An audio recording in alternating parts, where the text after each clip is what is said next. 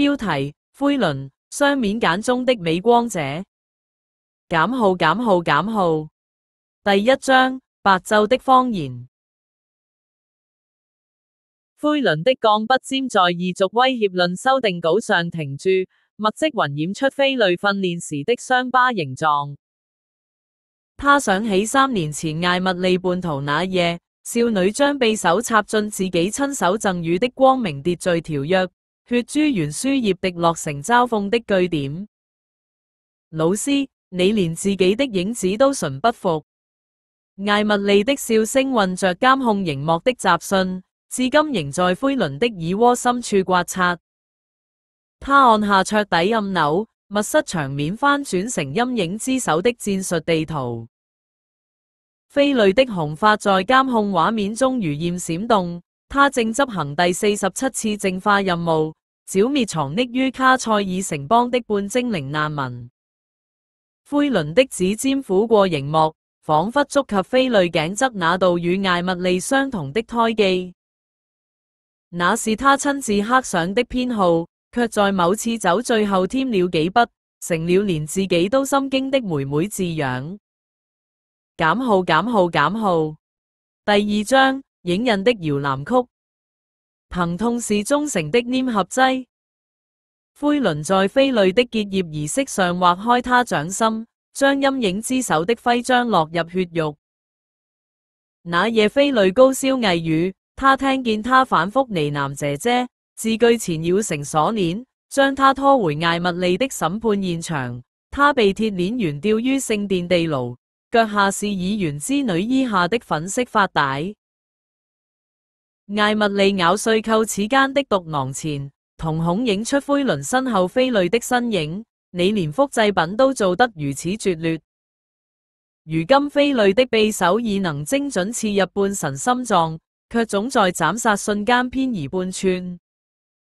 灰輪的監測數據顯示，那是他植入體內的血蛇印記與夢夢的粉紅能量共振所致。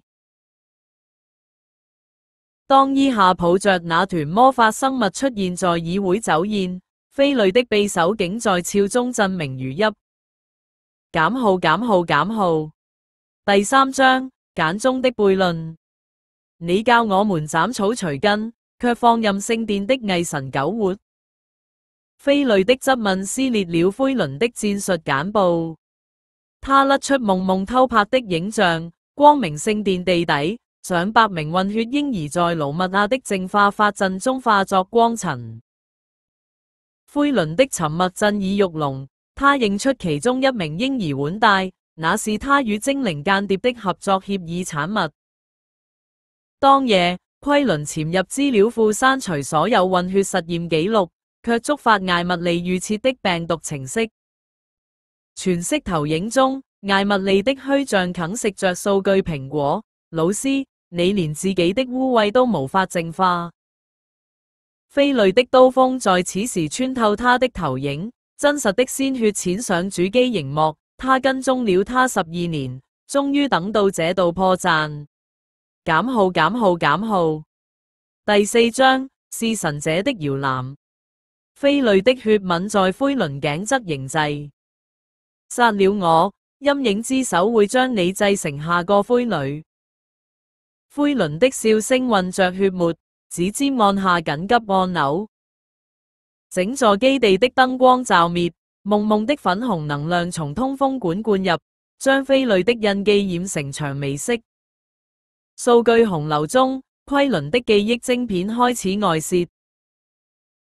艾蜜莉的叛逃是他親手策劃的淨化儀式，唯有他的不完美能讓陰影之手持續進化。以下的綁架案是他與聖殿的交易。用混血嬰兒的數據換取政治盟友。飛類的胎記是基因編輯的產物，為了讓他在斬殺艾蜜莉時不會手軟。你也是我的作品嗎？飛類的匕首顫抖如瀕死蝶翼。灰輪的瞳孔倒映出爆炸倒數，不，你是我的懺悔錄。減號。終章：影子的光源。陰影之手總部化為廢墟那日，飛雷抱着殘破的夢夢走出火場。奎倫的晶片陷入他的神經埠，每秒都在重播他的最終指令，去找伊夏，他體內有解開血蛇的鑰匙。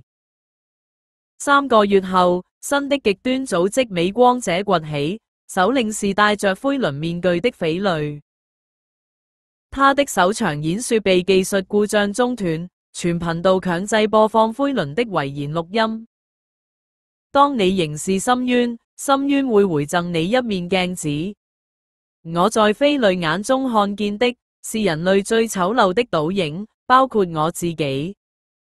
匪類砸碎面具，露出與艾蜜莉神似的臉龐。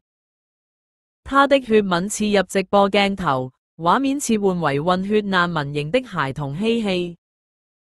夢夢的能量在廢墟綻放成逆光薔薇，彈幕擦過一行隱藏代碼。